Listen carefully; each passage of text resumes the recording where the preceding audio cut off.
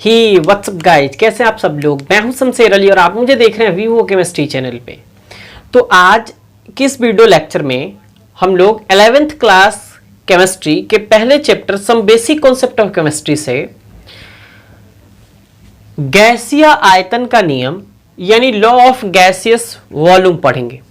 इससे पहले हमने बहुत सारे वीडियो लेक्चर बना रखे हैं जिसका डिस्क्रिप्शन बॉक्स में प्लेलिस्ट का लिंक मिल जाएगा। वहां से आप जितने कॉन्सेप्ट हैं बेसिक कॉन्सेप्ट उन सबको आप क्लियर कर सकते हैं अपने नॉलेज के लिए। तो चलिए हम इसको स्टार्ट करते हैं। गैसीय आयतन का नियम सबसे पहले सन 1808 में गैलुसैक ने दिया था। इनका मानना था कि अगर कोई भी दो गैस आपस में रिएक्शन करके फिर किसी अलग कंपाउंड का निर्माण करते हैं तो इन दोनों गैस के वॉल्यूम यानी आयतन का जो अनुपात होगा ये निश्चित अनुपात में या सरल अनुपात में होंगे। तो चलिए हम लोग सबसे पहले इनके लॉ को यानी स्टेटमेंट को लिखते हैं, फिर एग्जाम्पल की बात करेंगे और अच्छे से समझेंगे। इससे पहले हमने law of conservation of mass द्रव्यमान संरक्षण का नियम का वीडियो बना रखा है, उसको भी आप चेकआउट कर ले। स्थिर अनुपात का नियम लॉ ऑफ कांस्टेंट प्रोपोर्शन और डेफिनिट प्रोपोर्शन का भी हमने वीडियो बना रखा है। उसको अगर आप चेकआउट करते हैं तो आप ये पाएंगे कि जितने केमिकल रिएक्शन हैं उनमें किसी एटम की संख्या का अनुपात निकालना है तो किसी के द्रव्यमान का अनुपात निकालना है ना। तो बहुत सारे स्टेटमेंट बना रखे हमने उनकी वीडियो आप चेकआउट कर लीजिए। लेकिन इससे पहले आप ये देख लें, उसके बाद आप उन सबको चेक कर लीजिएगा। गैसीय आयतन का नियम सन 1808 में गैलुसैक ने दिया था। उनका कहना था किसी केमिकल रिएक्शन यानी रासायनिक अभिक्रिया में दो गैस आपस में कंबाइंड यानी संयुक्त होकर कंपाउंड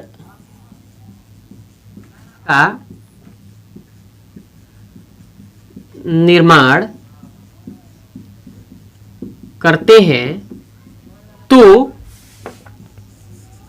गैस किस गैस ये दो गैस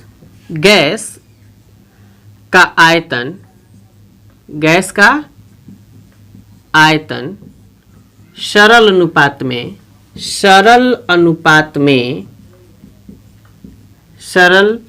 अनुपात में होता है, बशर्ते यानी शर्त यह है कि वह रिएक्शन एनटीपी पर हो। किस पर हो? एनटीपी पर हो। अब दिमाग में बात आती होगी ये एनटीपी क्या है। तो पहले एनटीपी समझ लेते हैं। एनटीपी का मतलब है, इसका फुल फॉर्म होता है normal temperature and pressure. Hindi में कहते हैं समान ताप एवं दाब। इसमें टेम्परेचर जो होता है ये 25 डिग्री सेल्सियस या बहुत सारे बुक अब 27 डिग्री सेल्सियस भी लिखते हैं। प्रेशर जो होता है ये 760 mmHg के बराबर होता है। क्लियर? अब हम पुनः स्टेटमेंट देखते हैं इनका। गैलुसैक साहब का कहना क्या चाहते थे? ये कहना चाहते थे कि अगर कोई दो गैस कंबाइंड हो करके और फिर कंपाउंड का निर्माण करते हैं तो उस कंडीशन में ये जो दोनों गैस हैं इनका जो आयतन होगा ये क्या होगा?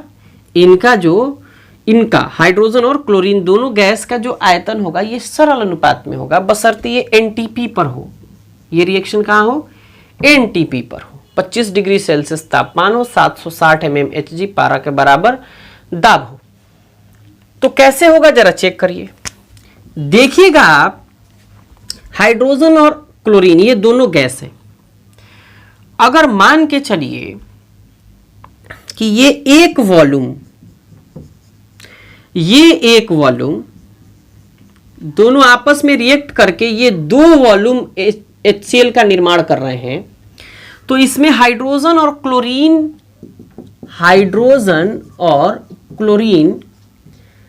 के आयतन का अनुपात यानी volume ratio of hydrogen and chlorine is equal to कितना होना चाहिए भाई? देखो जरा, 1 वॉल्यूम। इसका मतलब क्या? 1:1 होना चाहिए। और इनका कहना था कि ये क्या है, ये सरल अनुपात में होते हैं। बिल्कुल सरल है, बिल्कुल सिंपल है। तो 1:1 बिल्कुल सिंपल है। तो इसलिए गैलुसैक साहब का कहना जो है ये क्या है, सही है। क्लियर? अब देखिए दूसरे एग्जाम्पल की अगर हम बात करें तो उससे पहले आप इसको लिख लीजिए, फिर हम दूसरे एग्जाम्पल की बात करते हैं। तो अब नेक्स्ट एग्जाम्पल की अगर बात करें तो अगर मान के चलिए ये हाइड्रोजन गैस है और ये ऑक्सीजन गैस है। एनटीपी पर जैसे ही दोनों ने रिएक्शन किया, ये काफी स्लो रिएक्शन होता है, 1,000 साल लग जाता है रिएक्शन होने में। तो जैसे एनटीपी पर रिएक्शन किया और रिएक्शन करके और फिर H2O यानी जलवाष्प का निर्माण किया। ये क्या है? इसको वेपर कहते हैं, यानी हिंदी में जलवाष्प कहते हैं। तो मान के चलिए कि ये जो है 100 ml हाइड्रोजन है, और अगर इसको इस रिएक्शन को बैलेंस करें तो इसको 1/2 लिख सकते हैं। तो ये 100 ml, तो ये कितना एटम एक है, ये 2 एटम तो 100 ml, ये 1 एटम तो अगर मान के चलो इसको हम 50 ml कह लें, और ये H2O भी अगर इसको 100 ml कह लें, तो इन दोनों गैसों का जो आयतन होगा, मतलब हाइड्रोजन और ऑक्सीजन का आयतन का अनुपात अगर हम निकालें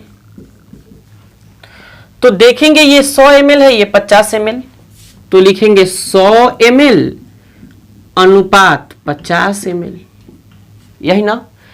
ml से ml कैंसिल, और फिर ये 0 से 0 कैंसिल, ये 5 दूना 10 यानी 100, 50 दूना 100, ऐसे भी कर सकते थे। यानी 2 अनुपात कितना हो गया? 1 हो गया। तो फिर इन दोनों गैसों का आयतन जो है ये सरल अनुपात में होता है। ये स्टेटमेंट बिल्कुल गैलुसैक साहब का सही है। इसी से गैलुसैक साहब को एक साइंटिस्ट का दर्जा भी प्राप्त हो गया। उस जमाने में एक आम इंसान जो थोड़ा सा अच्छा सोचता हो साइंस के बारे में, वो भी वैज्ञानिक बन सकता था। लेकिन आज के टाइम में ये मुमकिन नहीं है, क्योंकि इतने ज्यादा एक्सपेरिमेंट हो चुके हैं कि आपको नए और यूनिक एक्सपेरिमेंट करने में काफी ज्यादा वक्त लग जाएगा। ये दूसरा एग्जाम्पल था। ये अब तीसरे एग्जाम्पल की बात करते हैं। ये बिल्कुल आपको समझ आ गया होगा। ये हाइड्रोजन, ये ऑक्सीजन, ये 100 ml, ये 50 ml, ये 100 ml, मतलब 100 ml hydrogen, 50 ml oxygen, NTP पर रिएक्शन करके 100 ml H2O वेपर यानी जलवाष्प का निर्माण अगर करता है, तो हाइड्रोजन और ऑक्सीजन के द्रव आयतन का जो अनुपात होगा ये 2:1 होगा। और ये सिंपल रेशियो सरल अनुपात में मौजूद है। इसी तरीके से अगर मान के चलिए नाइट्रोजन और हाइड्रोजन गैस ने एनटीपी पर, ऐसे तो ये एनटीपी पर रिएक्शन होता नहीं है, लेकिन मान लीजिए कि ये एनटीपी पर अगर रिएक्शन हो जाए और अमोनिया गैस का निर्माण हो जाए। क्लियर? अगर आपके जहन के हिसाब से फिर से मान के चलिए ये 20 ml हो, इसको पहले बैलेंस कर लेते हैं, तो ये 3/2 लिख लेंगे। ये अगर अब थोड़ा सा डाटा चेंज कर लेते हैं, अगर मान के चलिए ये 40 ml हो तो ये कितना होना चाहिए, ये 120 नहीं, ये 60 ml हो जाएगा। कितना हो जाएगा, 60 ml। और अगर मान के चलिए यहां बैलेंस कर देते हैं, यहां 2 लिख करके, तो ये हो जाएगा कितना, ये हो जाएगा आपका, मान के चलो ये 80 ml हो गया। क्लियर। तो नाइट्रोजन और हाइड्रोजन जो गैस है, इनका अनुपात अगर चेक किया जाए तो कहेंगे नाइट्रोजन रेशियो कितना, 3 इंटू हाइड्रोजन, क्योंकि 2 से 2 कैंसिल हो जाएगा, कॉफिशिएंट यानी स्टाइकोमेट्री 3 होगा, 3 होगा। तो ये कितना 40 ml, 40 ml। ये कितना 60 ml, तो 60 ml। ml से ml कैंसिल, 0 से 0 कैंसिल, 2 दूना का 4, 2 तिया 6, यानी कि ये जो अनुपात होगा ये 2:3, यानी नाइट्रोजन और हाइड्रोजन, नाइट्रोजन और हाइड्रोजन का जो अनुपात है ये कितना है, 2:3 है, जो सरल अनुपात में मौजूद है। तो ये आपको लॉ कैसा लगा, गैसीय आयतन का नियम क्या बिल्कुल क्लियर कट समझ आया या नहीं, कमेंट करके जरूर बताइए। इसको सबसे पहले आप लिख लीजिए। और जो भी टॉपिक आपको नहीं क्लियर हो रहा है आप कमेंट करके बताइए, मैं उसके ऊपर वीडियो बनाने की कोशिश करूंगा। और अगर वीडियो अच्छा लगे तो वीडियो को लाइक करिए, अपने दोस्तों के साथ शेयर करिए, और चैनल पे पहली बार अगर आए हो तो चैनल को सब्सक्राइब करके बेल आइकन को जरूर प्रेस करिएगा। मिलते हैं हम नेक्स्ट वीडियो में। Thanks for watching.